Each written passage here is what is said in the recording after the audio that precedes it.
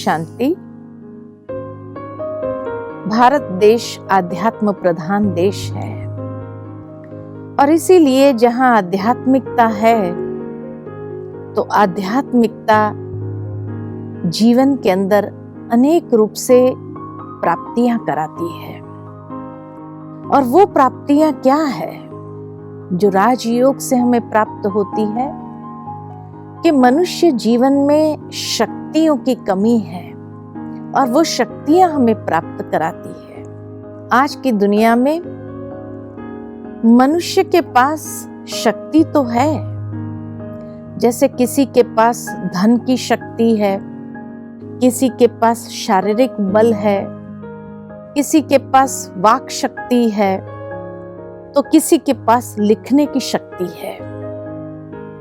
परंतु देखा यह गया है कि आज मान लो किसी के पास धन की शक्ति है, खूब धनवान है, लेकिन अगर उसका कोई प्रिय व्यक्ति, उसकी अपनी संतान जब बीमार पड़ती है और लाखों रुपया खर्च करने के बाद भी जब डॉक्टर लोग ये कह देते हैं कि अब भगवान बचा सकता है, हम नहीं बचा सकते हैं, तो वो धन की शक्ति उसके कोई काम की नहीं।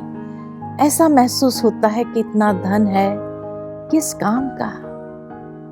कि किसी तरह किसी के पास शारीरिक शक्ति है, खूब बलवान है, लेकिन अगर उसके कोई प्रिय व्यक्ति को कुछ हो जाता है तो उस समय वो टूटने लगता है, उसका मनोबल टूटने लगता है, खोने का डर महसूस होने लगता है।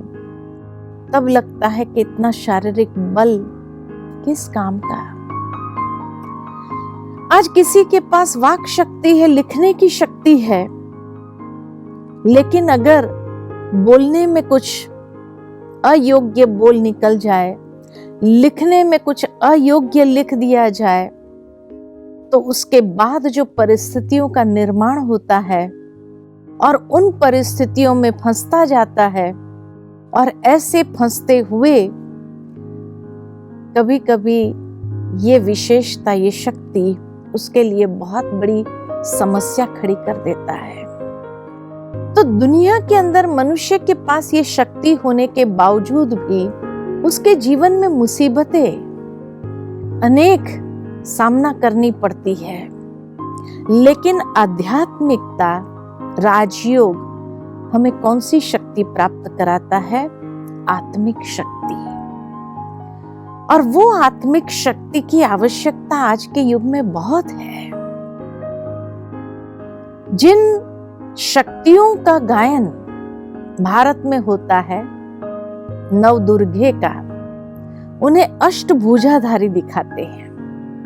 वास्तव में कोई 8 हाथों वाली देवियां नहीं होती है, लेकिन राजयोग के द्वारा परमात्मा शिव से अष्ट शक्तियां विशेष रूप में प्राप्त होती है, जिस अष्ट शक्तियों के द्वारा हम बड़ी से बड़ी परिस्थिति को सहजता से सुलझा सकते हैं, अनेक कमजोरियों के ऊपर विजय प्राप्त करते हुए विजयी आत्मा बन सकते हैं। दुनिया के अंदर इसीलिए शक्तियों की तो भुजा दिखा दी, तो दूसरी ओर रावण के 10 सिर दिखा दिए। सिर प्रतीक है अहंकार का, क्योंकि जहां अहंकार है वहां अनेक बुराइयां खड़ी हो जाती है। इसीलिए जब किसी में अभिमान होता है तो यही कहते हैं, अरे कितना ऊंचा सिर लिए घूम रहा है, लेकिन उसे पता नहीं जहां रावण के सिर न रहे तो उसका क्या हाल होगा। तभी भारत के अंदर नवरात्रि के बाद दशहरा आता है कि जब ये अष्ट शक्तियों को विकसित करें हम, तो अहंकार, ईर्ष्या, द्वेष, क्रोध, लालच, इन सब बुराइयों के ऊपर हम विजयी हो सकते हैं। यानी ये 10 हरा, ये 10 कमजोरियों के ऊपर विजयी हो जाते हैं। राजयोग के द्वारा जो प्राप्त शक्तियां हैं, ये शक्तियां वास्तव में 3 डायमेंशनल है। कैसे 3 डायमेंशनल प्राप्तियां कराती है?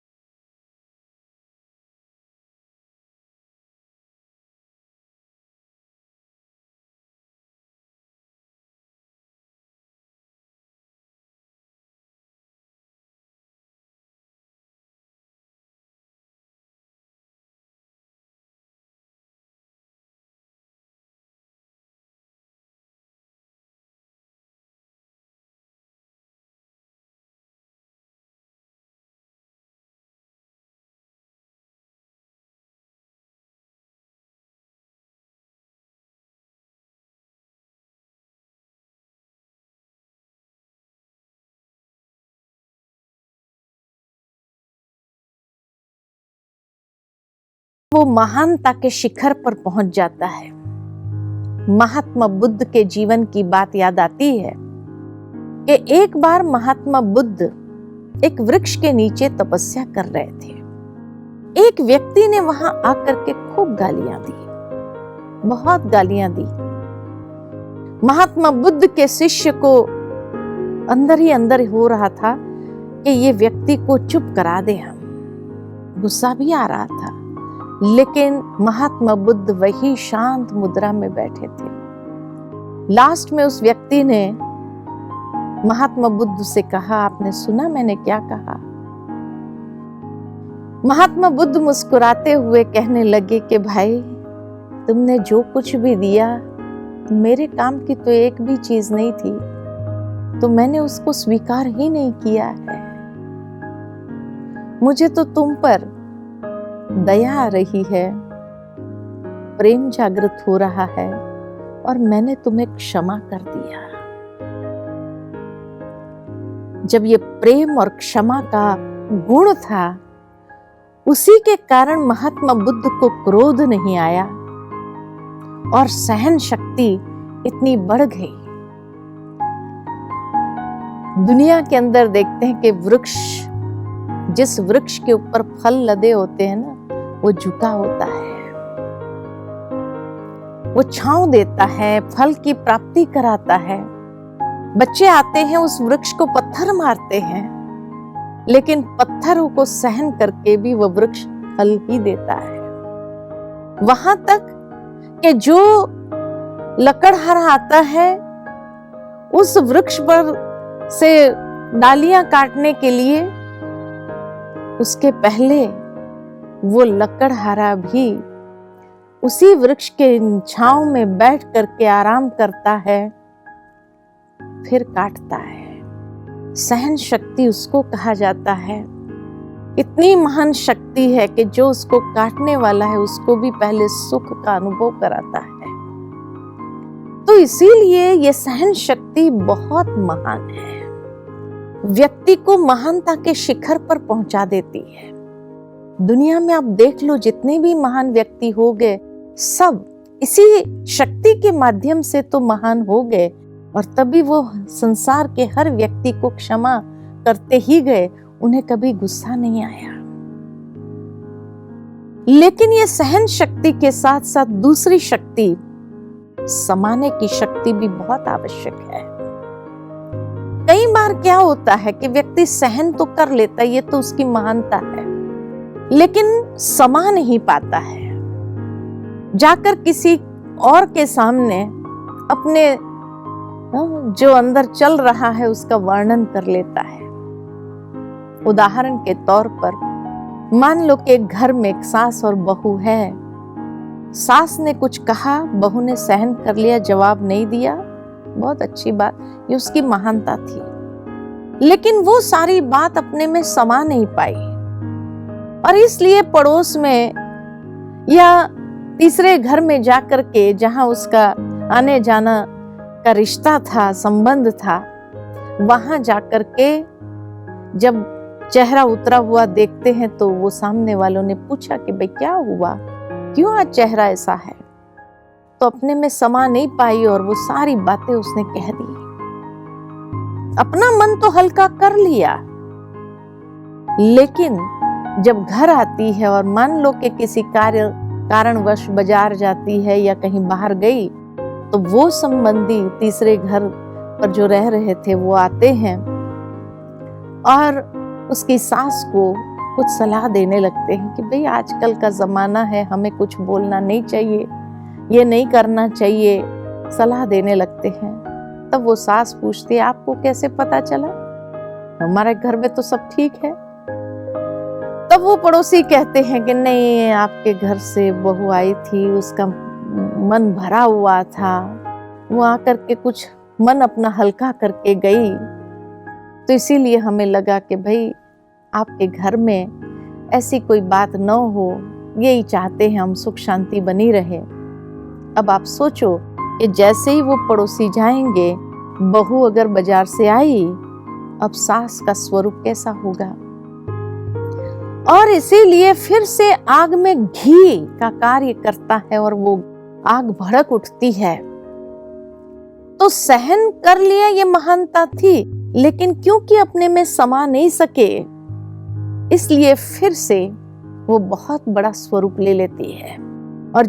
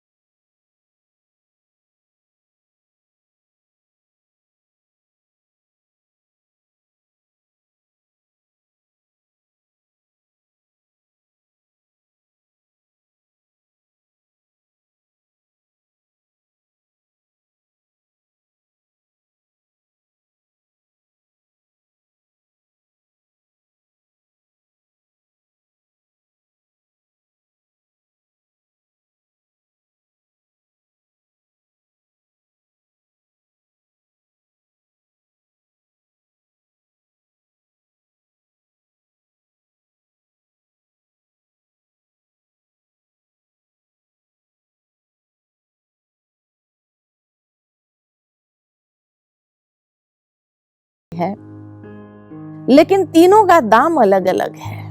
एक का 10 रुपया है, दूसरी का 100 रुपया है और तीसरी का 1000 रुपया है।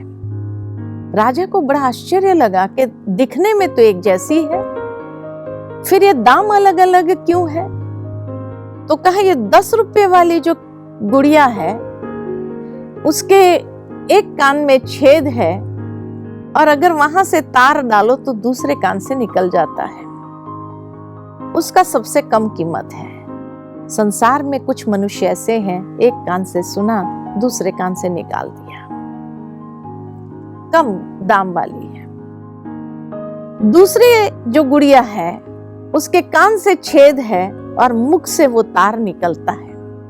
का कुछ लोग ऐसे हैं जो सुनते हैं और फिर जाकर के बाहर में अपने अंदर की बातों को मिक्स करते हुए बाहर निकाल देते हैं।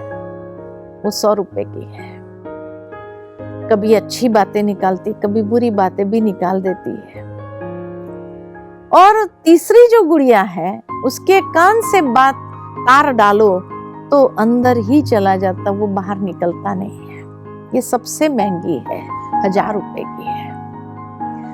बहुत सुंदर बात है कि सचमुच आज दुनिया के अंदर भी ये 3 प्रकार के लोग हैं। एक है जो हर बात को, अच्छी बात को भी इग्नोर करते हुए चलते हैं, बुरी बात को भी इग्नोर करते हुए चलते हैं। एक कान से सुना दूसरे कान से निकाल देते हैं, कोई जीवन में उसको धारण करने का या दूसरे को इंस्पिरेशन देने का भाव नहीं है। दूसरी जो गुड़िया है अर्थात दूसरे प्रकार के जो लोग हैं, जो बातें बाहर से सुनते हैं बस जा करके अपने अंदर मिर्च मसाला ऐड करके दूसरे को सुनाने का कार्य करते हैं। और तीसरे प्रकार के जो लोग हैं सुनते जाते समाते जाते हैं। जो समाने वाली शक्ति रखते हैं उसका मूल्य संसार में भी बढ़ जाता है। लोगों का विश्वास जीत लेते हैं कि इसको कोई भी बात कहेंगे ना, वो अपने अंदर रखेंगे, अपने तक रखेगा, किसी को सुनाएगा नहीं। कई बार हम किसी को बात सुनाते हैं और कहते हैं देख मेरी पर्सनल बात है, किसी को सुनाना नहीं। और वो व्यक्ति भी प्रॉमिस करता है ठीक है हम कभी किसी को सुनाएंगे नहीं, लेकिन उसका भी तो कोई खास होगा। वो उसको जाकर के बताता है और कहता है देखिए उसकी बात है लेकिन किसी को बताना नहीं, मैंने तुमको बताई है। वो भी कहता ठीक है, लेकिन उसका भी तो कोई खास और होगा। वो उसको जब वो बात घूमते घूमते वापस मेरे पास आती है और उस व्यक्ति को हम जाकर कहते हैं आखिर आपने कह दिया ना, अपने में समाया नहीं ना। लेकिन सोचने की बात है, मेरी पर्सनल बात मैं अपने पेट में नहीं समा सकी तो क्या गारंटी है कि वो मेरी बात को समा लेगा। इसीलिए कहा जाता है कि जो बातें करनी है भगवान को देते जाओ, भगवान को सुनाते जाओ। राजयोग हमें यही सिखाता है कि जब हम उसको ईश्वर को देने का प्रयत्न करते, उसको देने लगते हैं, तो हमारा मन हल्का भी हो जाता है और ईश्वर इतना वफादार है, वो हमारी पर्सनल बात कभी किसी को कहेगा नहीं। तो इसीलिए कहा समाने की शक्ति गंभीरता और हृदय की विशालता से आती है और ईर्ष्या रूपी अवगुण के ऊपर हम विजय प्राप्त कर सकते हैं। तो इसीलिए ये आध्यात्मिक शक्तियों को जब देखते हैं कि ये आध्यात्मिक शक्ति हमें सचमुच अंदर से कितना बल देती है, कितना महान बनाती है, महानता के शिखर पर, और जिसकी आवश्यकता आज के युग में हर परिस्थिति के ऊपर भी विजय प्राप्त करने के लिए मददगार बन जाती है। क्योंकि आज मनुष्य के जीवन में इतने परिस्थितियां, समस्याएं आ रही है, और जब ये शक्तियां नहीं होती है तो सचमुच जीवन के अंदर प्रॉब्लम्स बढ़ जाते हैं। या कभी कभी वो शक्तियों के अभाव से ही जब उल्टा कर्म व्यक्ति करने लगता है या उसके विपरीत दिशा में चलने लगता है तो वो समस्या और विकराल रूप ले लेती है। इसीलिए ये शक्तियां हमारे जीवन को बहुत सुकून का अनुभव कराती है, बहुत सहजता से हमें जीवन में आगे बढ़ने के लिए प्रेरित करती है। और कई प्रकार के जो उतावलापन या जो कमजोरियां के कारण आज मनुष्य जीवन में हलचल पैदा होती है, समस्याएं बढ़ जाती है, वो नहीं होती है। तो इसीलिए ये शक्तियां आज के युग में बहुत आवश्यक है। आगे के सत्र में हम देखेंगे कि और कौन सी शक्तियां हमारे जीवन में आवश्यक है, जिसकी धारणा, जिसको विकसित करना बहुत जरूरी है, क्योंकि तभी हम कमजोरी पर भी विजय प्राप्त कर सकते हैं। और वो गुण तो निजी गुण हमारी संपत्ति है, तो उन गुणों के माध्यम से वो शक्तियों को विकसित करना आसान है। ओम शांति।